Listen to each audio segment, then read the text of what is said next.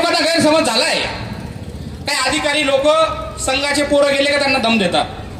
पण एक लक्षात ठेवा, संघ शांत राहतो, बोलत नाही, पण कार्यक्रम फिक्स करतो, एवढं लक्षात ठेवा.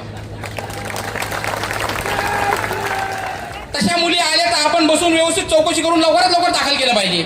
जसं आता हिंदू पोरांवर फास्ट मध्ये गुन्हा दाखल होतो, कोणतरी येतं सांगतं माझ्यावर असं असं केलं, गुन्हा दाखल, लगेच अटक, लगेच धिंड. उत्तर प्रदेश सारख्या ठिकाणी छांगूर बाबा भेटतो, 5,000 पोरीचं धर्मांतर केलं छांगूर बाबा, उत्तर प्रदेश सारख्या. तर या महाराष्ट्रामध्ये किती छांगूर असतील? या महाराष्ट्रात प्रत्येक गल्लीमध्ये, प्रत्येक बोळीमध्ये, प्रत्येक कॉलनीमध्ये, प्रत्येक जिल्ह्यामध्ये, प्रत्येक तालुक्यांमध्ये असे छांगूर लपलेले आहेत. या छांगुरांचा शोध लावून यांच्याकडे शिक्षा जोपर्यंत होत नाही तोपर्यंत हे थांबणार नाही. आणि कुणीतरी सांगायचं मदरशामधून काय शिकून निघतो माणूस, एक तर मुल्ला बनन किंवा अतिरेकी बनन. पण हे मदरसे भारतामध्ये कशाला पाहिजे? हे मदरसे पूर्णपणे या भारतात बंद झालं पाहिजे, महाराष्ट्रात बंद झालं पाहिजे. धर्मवीर श्री संभाजी महाराज की, भारत माता की, भारत माता की.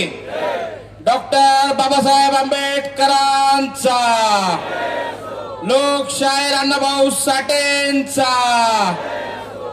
जय श्रीराम, जय जय श्रीराम. आज या शिर्डीमध्ये मोठ्या संख्येने हिंदू समाज जमला, त्याबद्दल पहिले सर्वांचा आभार मानेन. तसंच मंचावर उपस्थित हिंदुत्ववादी माजी खासदार सुजयदादा विखे पाटील, तसेच हिंदुत्ववादी आमदार संग्राम भैया जगताप व आमचे नानाभाऊ वाघमारे. आज या मोर्चाला तुम्ही शिर्डीकरांनी आम्हाला सर्वांना वक्ते म्हणून बोलवलं, त्याबद्दल मी सर्वांचा पहिले आभार मानेन. आणि जी शिर्डीमध्ये घटना झाली आणि त्या घटनेसाठी हा समाज जो इथं जमला, पहिले अशा घटना वाटतं शिर्डीत घडत नव्हते दादा, आता सुरू झाले. पण या सगळ्या समाजाचं लक्ष तुमच्यावर आहे. एक घर पाडलं तुम्ही, आता दुसऱ्याची सुरुवात करा. दादानी शब्द दिला, तो घर पडला, आता दुसरं बाकी आहे. आणि प्रशासनाला पण आमची विनंती आहे, आता त्याचा MCR झाला, पण ते MCR व्हायच्या आधी इथं शिर्डीकरांना इथं दिसलं पाहिजे होतं. कारण कोपरगाव मध्ये हिंदुत्वादी जे पोरं काम करायचे, काम करताय, ते पोरं चुकले म्हणून त्यांची धिंड काढली. इथं तर आमच्या आया बहिणीचं आबरू लोटायचा प्रयत्न झाला, तर त्या प्रशासनाने पण त्यांची धिंड काढायला पाहिजे होती, पण त्यांचा MCR झाला. आता ते काय आपल्या हातात येणार नाही. पण पुढच्या काळात जर अशी कोणी घटना घडत असताना त्याची जर धिंड काढली तर समाजामध्ये एक चांगला मेसेज जातो. आता 2 टप्पी भूमिका झाली, कोपरगाव मध्ये वेगळा नाही आणि शिर्डीमध्ये वेगळा नाही, असं झालं. ते तसं नव्हतं व्हायला पाहिजे. त्याची धिंड 100% काढलीच पाहिजे. कारण एखादी बाहेरची व्यक्ती इथं दर्शनाला येत असेल तर तिला या महाराष्ट्राचा इतिहास माहिती आहे, या शिर्डीच्या साईबाबांचा इतिहास माहिती आहे, दर्शनाला येतात.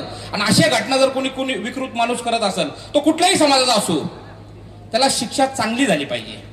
हा संदेश सगळ्यांना गेला पाहिजे का ज्या ठिकाणी पवित्र स्थान साईबाबांचं आहे त्या ठिकाणी अशा घटना करायला नाही पाहिजे. आपण जोपर्यंत असे मेसेज त्यांना क्लिअर जाणार नाही तोपर्यंत हे सुधारणार नाही. आता एक घटना नाही, अशा अनेक घटना आहे. मागं DMartचं झालं, अनेक नॅशनल मीडियामध्ये ते दिसलं, पण गुन्हा दाखल झाला नाही. ते समोरचे गुन्हा दाखल करायला आले नाही. DMart मध्ये धर्मांतरचा प्रयत्न झाला. तसं नाशिक मध्ये कॉर्पोरेट जिहाद झाला, हिंजवडीमध्ये कॉर्पोरेट जिहाद झाला, तसा DMart मध्ये जिहाद झाला. आणि अनेक ठिकाणी, फक्त का शिर्डीत होता असं नाही, महाराष्ट्रात भारतात सगळीकडे हा जिहाद चालू आहे. फक्त नवीन आपल्याला आता शिर्डीत आहे. त्यासाठी हा कायदा होणं गरजेचं आहे. आता भैयाकडे आम्ही अपेक्षित, सगळे लोक इथं अपेक्षेने पाहतो का या अधिवेशन तरी मध्ये तुम्ही हा मुद्दा घेतला पाहिजे का किती आता आमच्या आया बहिणीचा अजून जीव जाईल, किती लोकांची आबरू लुटली जाईल, तेव्हा कायदा होईल का? हा कायदा लवकर झाला पाहिजे. कारण ह्या कायद्याला कुणाचा विरोध नाही. आता एवढे लोक तुमच्याकडे आले, दादांकडे आले, आता मेजॉरिटी सगळी आपल्याकडेच आहे, तर हा कायदा का थांबलाय? हा कायदा व्हायला पाहिजे. आणि दुसरा कायदा, छत्रपती शिवाजी महाराजांची जशी कर्नाटक मध्ये मूर्ती लावलेली होती तोडण्यात आली, तर पूर्ण सोशल मीडियामध्ये ते दिसतंय. पण आज या महाराष्ट्रामध्ये पण अनेक ठिकाणी छत्रपती शिवरायांची मूर्ती काढल्या जाते. ती महाराजांची मूर्ती काढणं, जिथं बसली असेल तिला तिथं राहून द्या, किंवा त्याच्यात नियम करायला पाहिजे, जसं परवानगीचं असेल, जसं आमच्या श्रीरामपूरचं छत्रपती शिवाजी महाराजांची मूर्ती बसवायची म्हणून 40 वर्षापासून लढा चालू होता. त्याच्यात नामदार साहेब आले, त्यांच्या कानावर गेलं, तेव्हा ती मूर्ती तिथं बसली. तसंच या महाराष्ट्रामध्ये कुठला तरी कायदा तयार झाला पाहिजे का ज्या ठिकाणी छत्रपती शिवाजी महाराजांची मूर्ती बसल ते काहीतरी कायद्याने त्याला व्यवस्थित परत बसून द्यायला पाहिजे. जर छत्रपती शिवाजी महाराजांची मूर्ती या महाराष्ट्रात तोडली जात असेल तर याच्यापेक्षा मोठा दुर्दैव नाही आपला. पुण्यामध्ये आता काढली परवा दिवशी. या महाराष्ट्राचं रक्षण आज आम्ही इथं भगवी टोपी आणि कपाळावर टिळा लागून आलो, ती फक्त कृपा आमच्या छत्रपती शिवाजी महाराजांची आणि धर्मवीर संभाजी महाराजांची. त्यांच्या कृपेमुळे आज आम्ही हिंदू म्हणून जगतोय. त्यांच्या कृपेमुळे आज आम्ही हिंदू म्हणून जगतोय आणि त्यांची सुरक्षा झाली पाहिजे. हा देशाचा कायदा झाला पाहिजे. कारण या देशाला हिंदू म्हणून जगण्याचा कोणी अधिकार दिला असेल तर ते आमच्या धर्मवीर संभाजी महाराजांनी, ज्यांनी त्या औरंगजेबाचे 40 दिवस यातना भोगल्या पण आपला धर्म सोडला नाही. त्या संभाजी महाराजांमुळे आज आम्ही इथे हिंदू म्हणून जगतोय. त्यांची मूर्त्या कुठेही बसली असेल तर ती काढलं नाही पाहिजे. सोशल मीडियाच्या माध्यमातून मोठ्या प्रमाणात त्यांचा अवमान केला जातो. त्याच्यावर कायदा झाला पाहिजे. कायदा असा आहे, आता मागं तो एक याच्यात गोव्यामध्ये गौतम खट्टर नावाची एका व्यक्तींनी त्या अलेक्झांडर असं कोणतरी नावाचा व्यक्ती आहे त्याच्याविषयी काहीतरी बोलले. त्या माणसाला उत्तराखंडमधून गोव्याचे पोलीस जाताना अटक करून आणतात, उत्तराखंडमधून. आणि त्यावेळेस तो भेटत नाही तर त्यांच्या बंधूला आणलं आणि त्या गुन्ह्यात टाकलं आणि काही दिवसानंतर त्यांना धरलं. 10-12 दिवस ते मध्ये होते. इथं छत्रपती शिवाजी महाराजांचा एवढा अवमान होतो आणि त्याच्यावर कायदा बनत नाही. या महाराष्ट्रामध्ये भैया आपणच पश्चिम महाराष्ट्रामध्ये 18 ठिकाणी रस्ता रोको केला होता का महाराजांचा अवमान करण्यावर कायदा झाला पाहिजे. सर्व महापुरुष जे असतील त्याच्यावर कायदा झाला पाहिजे. आणि सर्वात महत्वाचं तर आपलं लव जिहादवर कायदा होणं लय गरजेचं आहे. कारण शेवगावमध्ये परवा दिवशी मोर्चा झाला. 17 वर्षाच्या मुलीने धर्मांतर करत होता म्हणून आत्महत्या केली. ही आत्महत्या कुठपर्यंत चालणार आहे? ती आत्महत्या नव्हे तर ती हत्या आहे. आणि त्या हत्येचा बदला कायद्याच्या मार्फत आज भैया सुजयदादा यांचं सरकारवर पकड आहे. यांचं सरकारमध्ये ऐकलं जातं. त्या मुलीला सरकारी निधीतून काहीतरी मदत झाली पाहिजे भैया. कारण दादा त्या मुलीने जी आत्महत्या केली तिचं फक्त धर्मांतर होत होतं आणि परिवार गरीब होतं. तिला असं वाटलं का माझा परिवार माझा धर्म वाचू शकणार नाही, मी जर आत्महत्या केली तरच माझा धर्म उरण, म्हणून त्या पोरीने आत्महत्या केली असेल आम्हाला असं वाटतं. आणि आज त्या पोरीचं तिने जी आत्महत्या केली तिची हत्या ही वाया गेली नाही पाहिजे. तिला त्या वडिलांना तिच्या घरच्यांना न्याय भेटला पाहिजे. त्या पोराला कडक ते कडक शिक्षा व्हायला पाहिजे. तिथं सरकारी वकील म्हणून स्पेशल पीपी कोणतरी दिलं पाहिजे.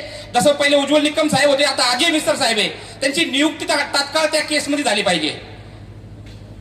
आज तो परिवार गरीब आहे, त्यांना तर कोर्ट काय हे सुद्धा माहित नाही, कोर्टात चालतं काय हे सुद्धा माहित नाही. कुठंतरी आपण हिंदू म्हणून त्यांच्या पाठीमागे उभं झालं पाहिजे, तेव्हा हे घटना थांबतील. आज शिर्डी सारख्या पवित्र स्थानच्या ठिकाणी अशी घटना घडत असेल, त्याला जर जामीन झाला तर हा सगळे आपल्या सर्व हिंदूंसाठी शर्मेची गोष्ट राहील. त्याला जामीन होता कामे नाही, त्याला कडक ते कडक शिक्षा झाली पाहिजे. आणि ह्या शिर्डीमध्ये ज्या ज्या ठिकाणी अशा जिहादी मानसिकताचे लोक आहेत, संस्थेमध्ये पण काही कामाला आहेत. जसं शनी शिंगणापूरचे लोक सर्व काढून टाकले, तसं या शिर्डी संस्थातले मधले पण लोक आपण काढून टाकायला पाहिजे. आता त्या ठिकाणी माग राष्ट्रवादीचं अधिवेशन होतं, त्यावेळेस भैयांनी सुद्धा तो मुद्दा घेतला होता त्या अब्दुल बाबाच्या थडक्याचं. आता जसं अब्दुल बाबा जर घेतलं तर अब्दुल बाबा संन्याशी होते, लग्न केलेलं नव्हतं, आपल्या भाषेत लग्न नव्हतं केलेलं. 1954 मध्ये ते वारले. 1984 मध्ये त्यांचा कोणतरी वंशज म्हणून एक होता, तो 84 मध्ये पण तो पण वारला. पण 1988 मध्ये एक आपट नोंद आली. ज्या माणसाचं घरचंच कुणी नव्हतं तशी नोंद आली. आणि आज त्या मंदिराच्या परिसरामध्ये, ठीक आहे आम्ही कुठल्या धर्माला सांगत नाही का तो धर्माचा आहे म्हणून काढा, त्या ठिकाणी आमचे दुसरे हिंदूचे पण 4 आहे, अय्यर आहे, कोते आहे, असे अनेक 4 लोकांची तिथं अजून समाधी आहे. त्या समाधीवर सुद्धा आमच्या हिंदूचे जे वंशज असतील त्या वंशजाला सुद्धा तिथं बसवायला पाहिजे. आणि जो काही पैसा येईल त्यांनाही त्यांच्या घरी घेऊन जाऊन द्या. हे एकतर्फा दिसते कुठेतरी. आणि सगळं आजूबाजूला आहे, मंदिराच्या परिसरमध्ये सगळं आजूबाजूला आहे. आणि त्या सीओला 1.5 वर्षापूर्वी निवेदन दिलेलं आहे. 1.5 वर्षामध्ये 2दा निवेदन त्यांना दिलं का हे कुठेतरी बंद करा. मागं काहीतरी कारवाई झाली, छोटी मोठी कारवाई झाली आणि परत ते चालू झालं. कदाचित त्याच्यातला हप्ता त्या सीओना जात असेल. जे कायद्यात आहे ते करा, कायद्यात बसत नसेल करू नका. आमचे म्हणणं आहे ना, जे कायद्यात आहे ते करून टाका. तिथं 4 लोक आमचे आहेत, त्या लोकांवर बसायची परवानगी आहे किंवा काढा. तिथं हनुमान मंदिर आहे, आतमध्ये जागृत हनुमान मंदिर आहे, गणपती मंदिर आहे, तिथेही दानपेटी आहे. सगळा जमलेला पैसा शिर्डी संस्थांच्या खात्यात जातो. तर आमचं अजून तेच म्हणणं आहे का हाही जमलेला पैसा त्या शिर्डीच्या मंदिरात झाला पाहिजे. कारण मुळात या देशामध्ये जेवढेही मंदिर आहे ते कायदा आजपासून नाहीये, तो काँग्रेसच्या काळात कायदा झालेला आहे. एक कायदा असा तयार झालेला आहे, त्या कायद्याच्या अंतर्गत ह्या भारत भूमीमध्ये जेवढेही मंदिर असतील त्या मंदिराचा जो जमलेला पैसा आहे तो सरकारने ताब्यात घ्यायचा. पण याच्यात फक्त मंदिर बसतं, कुठला चर्च बसत नाही, कुठला मदरसा, कुठला थडग, कुठली दर्गा ते बसत नाही, फक्त मंदिर आहे. आणि ह्या भारतामध्ये मंदिराची वार्षिक फंड किती गोळा होतो माहितीये का? 4 लाख कोटी. 4 लाख कोटी हिंदूंनी दान केलेला पैसा सरकारच्या तिजोरीत जातो, जायला पाहिजे. सरकार हिंदूंचा आहे, तिथं बसलेले राजा हिंदू आहे, तो 100% गेला पाहिजे. पण तो गेलेला पैसा सुद्धा हिंदूच्या हितासाठीच वापरला गेला पाहिजे. कारण दान करणारा हा हिंदू आहे. जर दान हिंदू करत असेल तर ते हिंदू हितासाठी वापरलं गेलं पाहिजे. कारण काँग्रेसच्याच काळामध्ये आर्टिकल 25, आर्टिकल 38, आर्टिकल 28 असे कायदे केले का ज्या कायद्याच्या अंतर्गत हिंदूची कुठलीही शाळा जर त्यांनी खोलली सरकारी निधीतून तर त्यांनी ती शाळा शिकवत असताना सर्व धर्म समभाव पाळायचं. पण जर एखाद्या मुस्लिम व्यक्तीने सरकारच्या निधीतून शाळा उघडली, उर्दू शाळा, तर तो त्याचा धार्मिक अभ्यास त्या पैशातून देऊ शकतो. मग हे निर्बंध फक्त हिंदूंवर आहे का? निर्बंध सगळ्यांवर पाहिजे. कारण काय झालं, 1947 ला जेव्हा स्वातंत्र्य भेटलं तर त्यावेळेसपासून हिंदूची ठोकायला चालू झाली. असे कायदे केले तेव्हाच कायदा तयार झाला. त्यावेळेस या भारतामध्ये 4 लाख गुरुकुल होते, 2 ते 4 हजार मदरसे होते. आज उलट झालं, गुरुकुल पद्धत संपली आणि 4 लाख मदरसे या भारतामध्ये आहे. ऑन रेकॉर्ड 4 लाख मदरसे. आणि कुणीतरी सांगायचं मदरशामधून काय शिकून निघतो माणूस, एक तर मुल्ला बनन किंवा अतिरेकी बनन. पण हे मदरसे भारतामध्ये कशाला पाहिजे? हे मदरसे पूर्णपणे या भारतात बंद झालं पाहिजे, महाराष्ट्रात बंद झालं पाहिजे. कारण 1925 ला संघाची स्थापना झाली. 1925 ते 1947 त्यांच्यावर बंदी नाही आली. 1947 नंतर जेव्हा काँग्रेसची सरकार आली, संघावर 3दा बंदी आली. त्याच्यात 1 वर्षानंतर 1926 ला तबलिगी जमातचं उदय झालं. जेव्हा तबलिगी जमातचं उदय झालं तर या भारतामध्ये संघाच्या शाखा लागतात 84,000 आणि तबलिगी जमातचे मदरसे चालतात 4 लाख. इफेक्ट बघा, इफेक्ट, लोकसंख्या बघा, हा भारतभराचा आकडा आहे. म्हणजे शाखा 84 लाख, 84,000, मदरसे 4 लाख. कसं थांबवणार आता हे? संघाची अशी एक केस दाखवायची, त्यांनी देशविरोधी केस केली. कुठल्या तरी विदेशात जाऊन बम ब्लास्ट करायला कुठला तरी संघाचा स्वयंसेवक गेला. पण ते आज त्या संघावर कर्नाटकचा एक काँग्रेसचा हरामखोर गृहमंत्री आहे. तो काय म्हणतो, संघावर बंदी घाला. संघावर का बंदी घाला? का संघाला फंड कुठून येतो, तो फंड कुठं वापर करता, तो फंड कुठं वापरला जातो याची माहिती तुम्ही देत नाही. जे 1926 ला जी तबलिगी जमात सुरू झाली ना, तिचंही कुठं रजिस्ट्रेशन नाही. तिलाही जो फंड येतो त्याची फंडची माहिती तुम्ही घेत नाही. फक्त घेता कुणाची? संघाची. पहिले तर या महाराष्ट्रामध्ये देवा भाऊला आमची विनंती आहे का त्या तबलिगी जमातला बंदी घातली पाहिजे. कारण तुम्ही 10-20 वर्ष जर मागे गेले तर अनेक ठिकाणी बघा, जिथं जिथं हिंदू मुस्लिम जे खेडेगाव आहे, ज्या ठिकाणी हिंदू मुस्लिम राहायचे तिथले जे मुसलमान असतील ते एकामेकाला एकदम मिळून मिळून राहायचे. प्रत्येक कार्यक्रमामध्ये आपली पांढरी टोपी घालायचे, टोपी म्हणजे गोल नाही ती आपण घातली बघू तशी, आणि ते प्रत्येक एकामेकाच्या कार्यक्रमामध्ये यायचे. जेव्हापासून तबलिगी जमात आली आणि ज्या ज्या ठिकाणी गरज नसताना ज्या ज्या ठिकाणी मस्जिदी झाली आणि मदरसे झाले त्या ठिकाणून लोकांना कट्टर करायचं काम सुरू झालं. कट्टर नाहीच फक्त या महाराष्ट्रात 1993 पासून तर 2012 पर्यंत एकूण 10 बॉम्ब ब्लास्ट झाले. पहिला ब्लास्ट 1993 ला आणि 2003 ला 3 ब्लास्ट, 2002 ला 1 ब्लास्ट, 2006 ला ब्लास्ट, 2008 ला ब्लास्ट, 2010 ला ब्लास्ट, 2012 ला ब्लास्ट. टोटल ब्लास्ट मध्ये 724 लोकांची हत्या झाली. 2440 लोक आजही जखमी आहे. कितीतरी लोकांचे हात गेले, कितीतरी लोकांचे डोळे गेले. असे जेवढे ब्लास्ट झाले ते सगळे ब्लास्ट कुठे झाले? या महाराष्ट्रात झाले. आणि आजही ते लोक जखमी आहेत. आणि या सगळ्या याच्यात जर आरोपी कोणी असेल तर तो तबलिगी जमात मधलाच आहे. आणि एकही आरोपी असा नाहीये का तो बिगर शिकलेला आहे. कोणी इंजिनियर, कोणी डॉक्टर, मोठ्या मोठ्या डिग्री घेतलेले लोक या ब्लास्ट मध्ये, आणि फार शिकलेले लोक. एखादा झोपडपट्टीतला आपला पोरगा राहिला, त्याचा ब्रेन वॉश केलं, काहीतरी करायला लावलं, त्यांनी केलं, मान्य आहे आपल्याला अशिक्षित आहे, काही समजत नाही, पण शिकलेले लोक हे करतात. कॉर्पोरेट जिहाद, कोणत्या मुली बसले? वेल एज्युकेटेड, सगळ्यात चांगल्या शिकलेल्या मुली कॉर्पोरेट जिहाद मध्ये. हे शिर्डीमध्ये नाही, भारतात चालू आहे पूर्ण. पण याच्यावर ठोस कायदा होत नाही तोपर्यंत हे थांबणार नाही. कारण उत्तर प्रदेश सारख्या ठिकाणी सुद्धा रोजच्या 19 केसेस होतात लव्ह जिहादचे. तिथं एन्काउंटर केला जातो तरीही भीती नाही. उत्तर प्रदेश सारख्या ठिकाणी छांगूर बाबा भेटतो. 5000 पोरीचं धर्मांतर केलं छांगूर बाबा उत्तर प्रदेश सारख्या. तर या महाराष्ट्रामध्ये किती छांगूर असतील? या महाराष्ट्रात प्रत्येक गल्लीमध्ये, प्रत्येक बोळीमध्ये, प्रत्येक कॉलनीमध्ये, प्रत्येक जिल्ह्यामध्ये, प्रत्येक तालुक्यांमध्ये असे छांगूर लपलेले. या छांगुरांचा शोध लावून येण्याकडे शिक्षा जोपर्यंत होत नाही तोपर्यंत हे थांबणार नाही. आणि याच्यासाठी एक कायदा पाहिजे आपल्याकडे.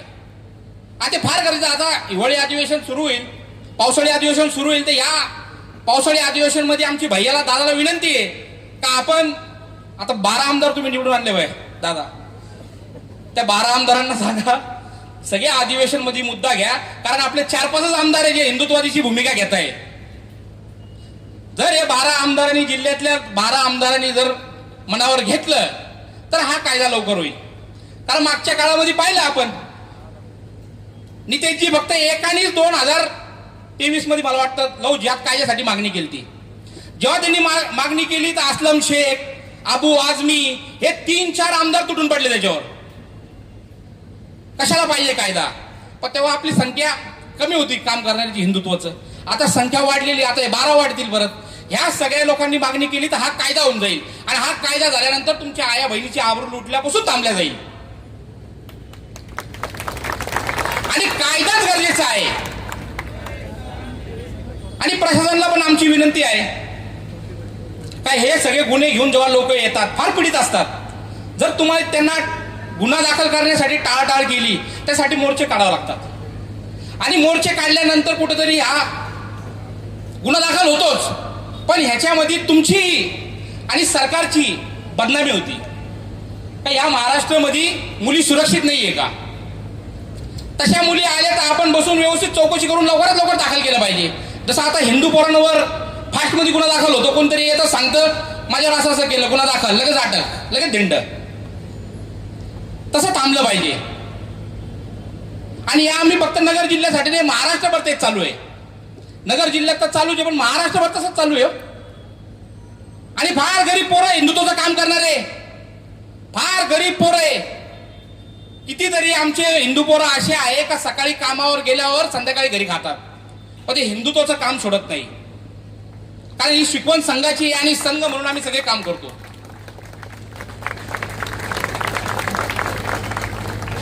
कारण काही लोकांना गैरसमज झालाय काही अधिकारी लोक संघाचे पोरं गेले का त्यांना दम देतात.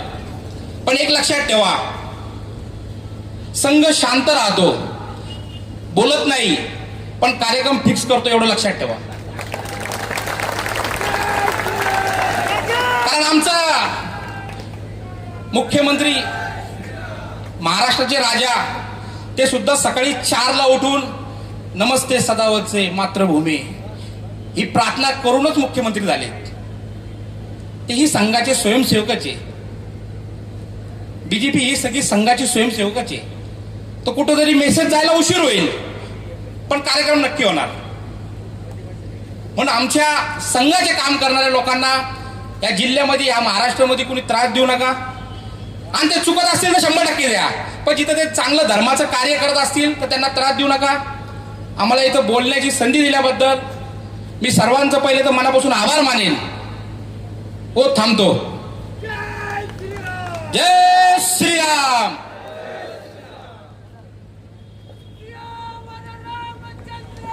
नमस्कार. श्री साईबाबांच्या पावनभूमीत तुमचे हक्काचे आणि सुरक्षित घर घेण्याची सुवर्ण संधी चालून आली आहे. आम्ही घेऊन आलो आहोत साई आनंद पार्क. येथे आहे श्री साई कृपेची आणि आनंदाची आत्मानुभूती. 5 एकरमध्ये 100% लीगल, सर्व सोयींनी युक्त रहिवासी प्लॉट्स, रस्ते, स्ट्रीट लाईट्स, श्री महादेवाचं मंदिर, निसर्गरम्य हिरवाईनं नटलेला परिसर, सगळं काही तयार. अंतर्गत प्रशस्त रस्ते आणि प्रस्तावित 12 मीटर आणि 15 मीटर DP रोड लगत विकसित प्लॉट्स. आणि हो, आपले श्री साई मंदिर, शाळा, मार्केट, सर्व काही फक्त 5 मिनिटांच्या अंतरावर. सुरक्षित गुंतवणूक, तज्ज्ञ वकिलांमार्फत खरेदी विक्री आणि वास्तुशास्त्रानुसार प्लॉट्स. सुरक्षित, शांत आणि सुसंस्कृत वातावरणात एअरपोर्ट रोड लगत शिरेलू हद्दीमध्ये श्री साईबाबा मंदिरापासून अगदी काही मिनिटांवर. साई आनंद पार्क म्हणजे आनंदाचं, विश्वासाचं आणि समाधानाचं ठिकाण. आजच बुकिंग करा. मर्यादित प्लॉट्स उपलब्ध. कारण साई आनंद पार्क म्हणजे साई आनंदाची अनुभूती.